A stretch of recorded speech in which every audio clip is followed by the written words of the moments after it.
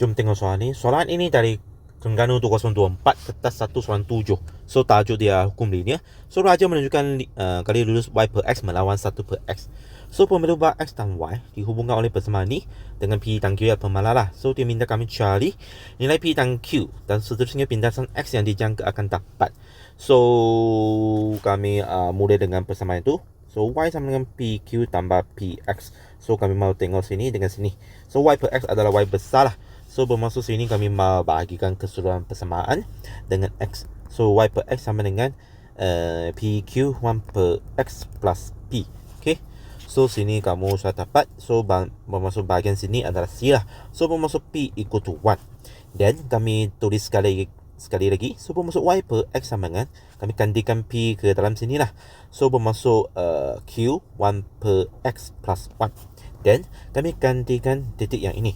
So bermaksud 16 sama dengan q 4 plus 1.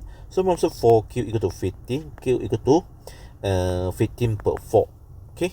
So p dan q sudah dapat. Dan kami tulis sekali lagi. So y per x sama dengan, kami ganti p dan q serentak.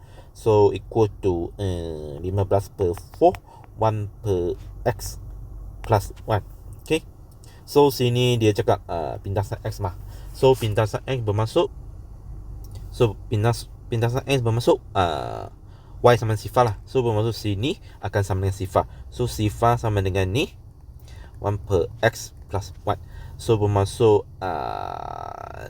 15 per 4 1 per x sama dengan negative 1. So bermaksud 1 per x kamu akan dapat negative 4 per 15. So bermaksud pindasan x ialah negatif 4 per 15. Okey. B tu, ungkapkan y dalam sebutan x.